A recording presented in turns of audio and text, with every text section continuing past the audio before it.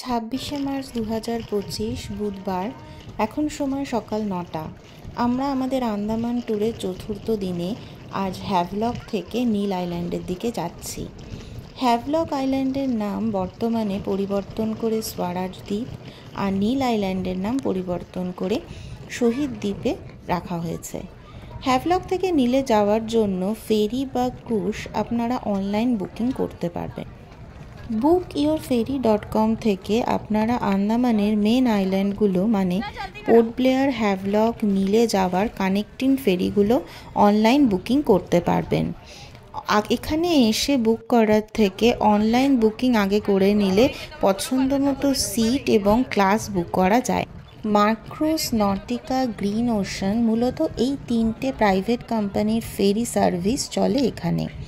আমরা হ্যাভলক থেকে নীলে যাওয়ার জন্য গ্রিন ওশান 1 বুক করেছিলাম, যার টাইমিং হ্যাভলক থেকে সকাল 9:15 মানে 9:15। নীলে পৌঁছানোর সময় 10:30। দিনের বিভিন্ন সময় ফেরিগুলো চলে, সেই কারণে আপনাদের ট্যুর প্ল্যান আপনাদের সময় মতো আপনারা ফেরি চুজ করতে পারেন। তবে জানিয়ে রাখি, টিকিটের মূল্য কিন্তু ফেরির কোম্পানি এবং ক্লাস অনুযায়ী চেঞ্জ হবে।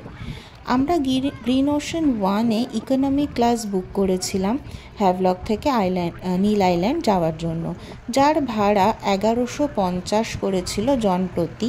এর প্রিমিয়াম ক্লাসের ভাড়া 1500 এবং রয়্যাল 1700 করে জন প্রতি। প্রতিটি ক্লাসে এয়ার কন্ডিশনের সুবিধে রয়েছে। আমার নিজস্ব মতে গ্রিন ওশানে গেলে ইকোনমিতে টিকিট কাটাটাই ভালো, কারণ ফেরি ছাড়ার আর ফেরি নীল আইল্যান্ডে ঢোকার আগে মাত্র 5 মিনিট আপনাকে সিটে বসতে হবে। বাকি সময় ফেরির ডকে উদ্যম নাচ আপনাকেও মাতিয়ে তুলবে। আর যদি একান্তই নাচতে না চান, তবে দুপাশের নীল জল আর তার মাঝে দুর্দান্ত গতিতে এগিয়ে চলা গ্রিন ওশানের দৃশ্য আপনার কিন্তু মন কাড়বেই এবং এটা একটা চিরস্মরণীয় অভিজ্ঞতা হয়ে থাকবে আপনার জীবনে। ফেরিতে স্ন্যাক্স ও কোল্ড ড্রিঙ্কসের দাম তুলনামূলকভাবে বেশি, তো চাইলে আপনারা নিজেদের পছন্দ মতো খাবার নিয়ে ফেরিতে উঠতে পারেন, সেক্ষেত্রে কোনো নিষেধাজ্ঞা নেই। এখানে যে জায়গাটা দেখতে পাচ্ছেন এটা হচ্ছে মিডিল ডেক প্রিমিয়াম ক্লাসের জন্য, আর এর ওপরে রয়েছে আপার ডেক, সেটা হচ্ছে রয়্যাল ক্লাসের জন্য। এটা হচ্ছে ইকোনমি ক্লাসের এন্ট্রান্স, এটা হচ্ছে একদম লোয়ার ডেকে। এখানে এয়ার কন্ডিশনের সুবিধা রয়েছে, টিভি রয়েছে, শুধু উইন্ডো নেই কারণ এটা ওয়াটার লেভেলে থাকছে সিটটা। সিট ব্যবস্থা যথেষ্ট সুন্দর।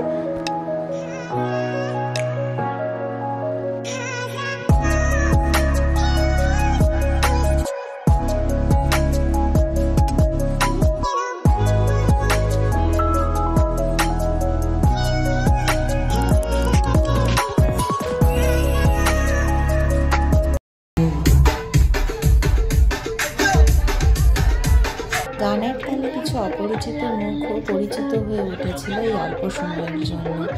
নাচের তালে তালে কখন যে আমরা নীল আইল্যান্ড পৌঁছে গেলাম টের পাইনি। ক্যাপ্টেন মিস্টার পদ্মনাভ স্যারের সাথে ছবি তুলে এবং লাগেজ কালেক্ট করে এগিয়ে চললাম আমাদের রিসর্টের দিকে।